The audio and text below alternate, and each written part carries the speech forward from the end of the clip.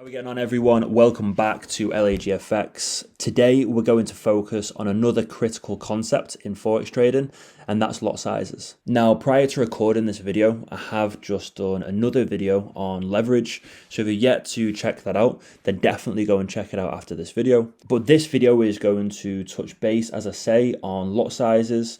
And if you are someone who is serious about managing your risk and improving your trading, then understanding lot sizes is key. We're also going to go over a useful formula that I use on a day-to-day basis for calculating the ideal lot size for the trades that I'm placing to ensure that I only risk 1% of my equity per trade. Now, this is something that is universal and we can all use it. And I think it's going to be a useful formula for everyone that people can use just to ensure that they are staying within their risk parameters.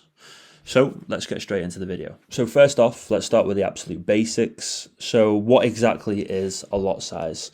Well, in Forex, a lot is the unit of measurement for a trade.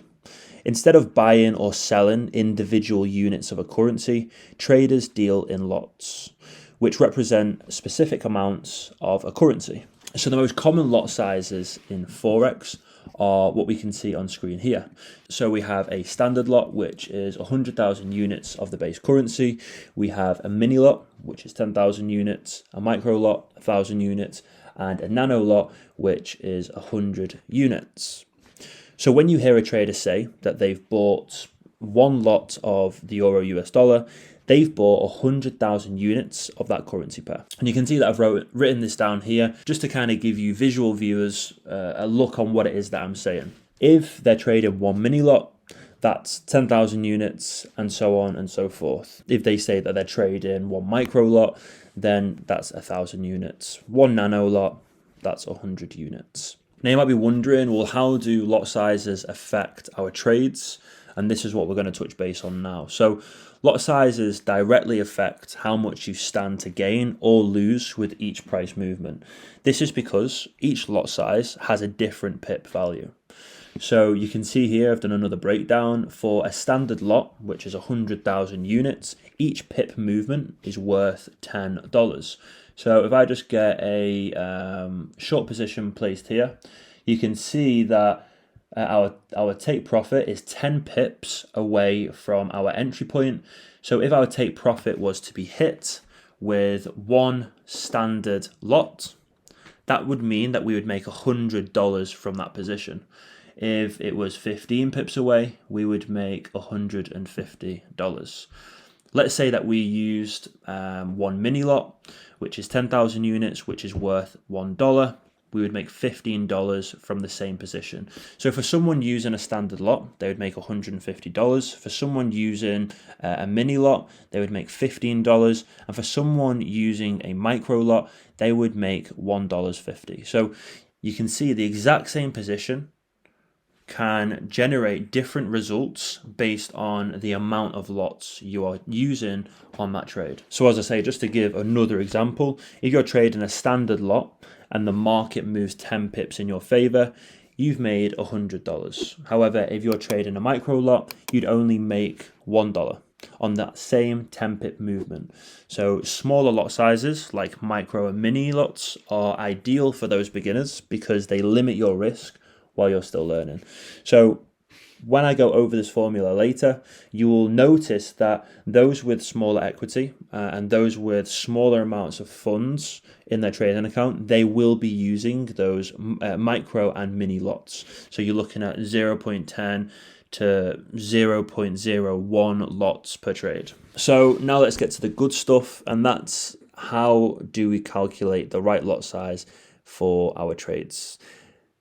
This is very important because we don't want to be over leveraging or over risking in our positions. We don't want to be risking 10% of our equity per trade because we could be potentially 10% down from one position.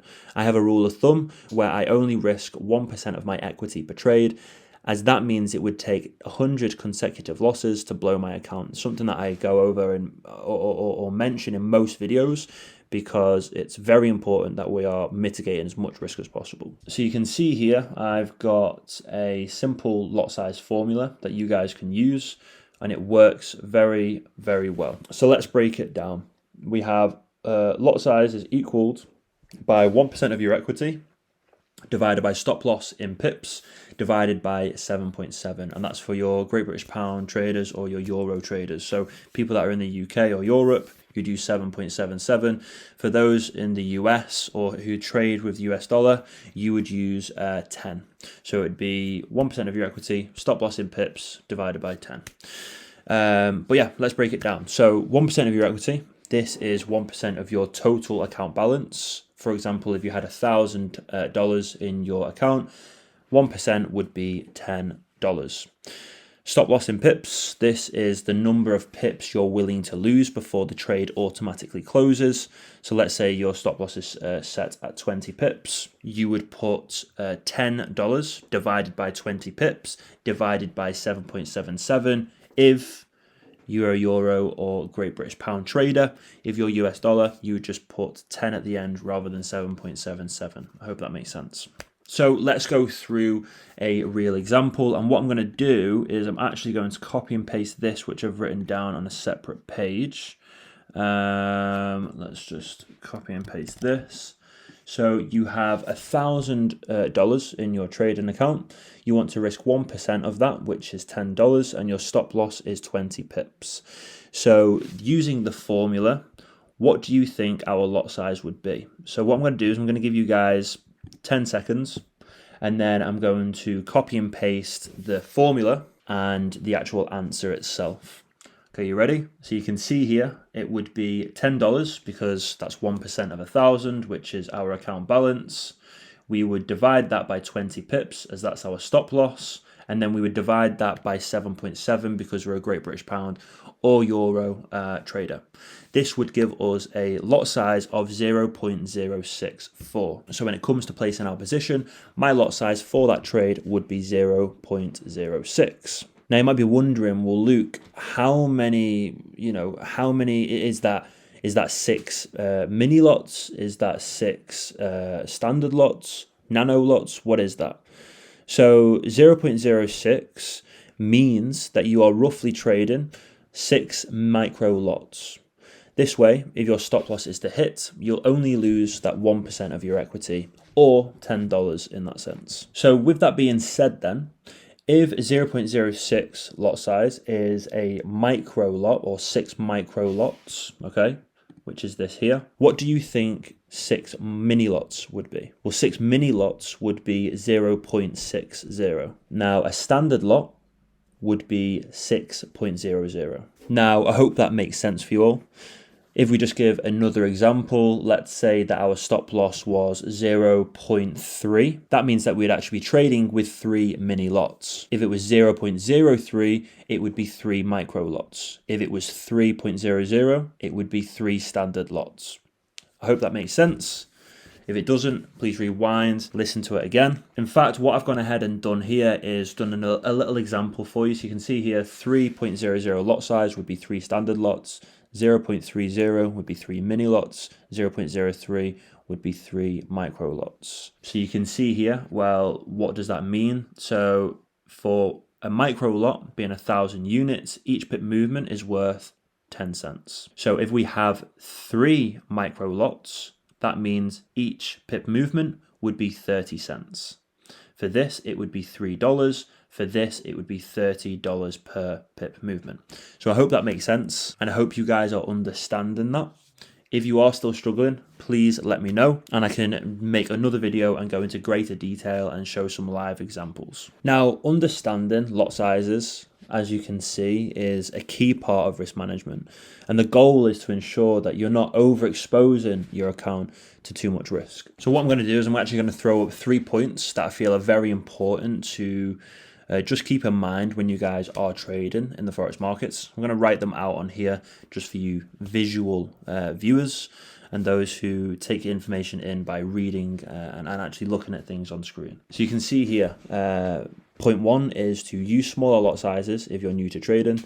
So maybe only risk 0.5%, or maybe only risk 0.1%. You know, if you're learning how to trade, I would definitely recommend trading with a demo until you see consistency. But if you are wanting to trade with real funds to try and control your emotions and your psychology, then I would highly recommend minimizing your risk exposure. So that would be like using micro and mini lots, as they are great for those beginners because it's very minimal risk. You're looking at 10 cents per pip movement, which is very, very minimal in the Forex markets. This obviously in turn will help you build that confidence and again, get used to the psychological impacts of trading Forex. Now, point 2 is to adjust your lot sizes based on your stop loss. If you're setting a wide stop loss, so a larger amount of pips, you'll want to reduce your lot size. So again, it's all in the formula, but I just thought I would point this out.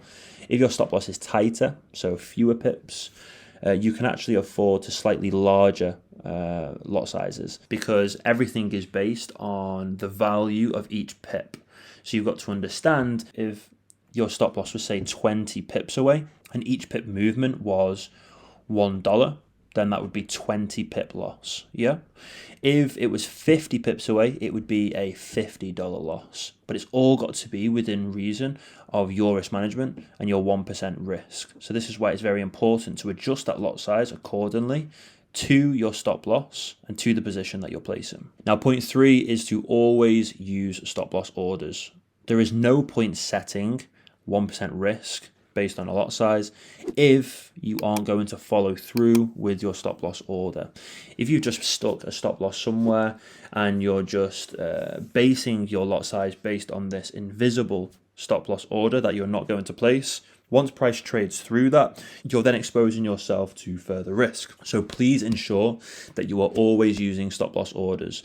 This just refrains you from going into a further drawdown when you don't need to. Now, if you're unsure on where to place your stop loss orders, then that all comes into effect when you learn a working strategy. If you're looking for a strategy to implement into your trades, then I have so many videos on my working strategy and how I implement it on a day-to-day basis. But just as a simple rule of thumb, if you were shorting the market, so if you were selling into the market, you want to place your stop loss above a protected high.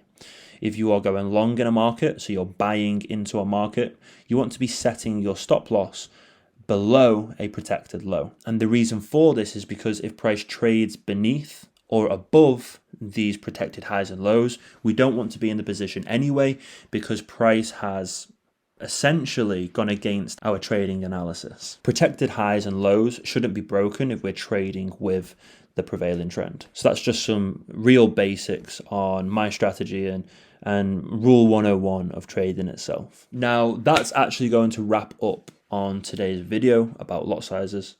I hope it makes sense.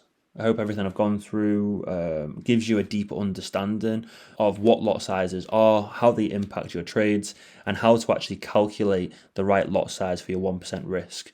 If there is anything I've gone through in today's video that you are still struggling to understand, please leave them in the comments below. I'm more than happy to help you guys out. I actually have a booster pack on my website, which is completely free, and that covers risk management, it covers psychology, and it covers the basics of Forex. So if you are wanting some written documents with some examples, screenshot examples and things of that nature, then go and get that PDF. As I say, it's completely free. What I'll do is I'll actually leave a link in the description. Go and get the booster pack. As I say, it's completely free, it doesn't cost you anything. It's just free information to take away with you so you can learn how to trade the right way. If you did enjoy the video, and you did learn a thing or two from this, please leave it a thumbs up. All the support you guys provide is very much appreciated. And if you haven't done already, subscribe to the channel and turn on the notifications so you don't miss out on our next videos. Now, I just want to say a massive thank you for watching, and I'll catch you all in the next video.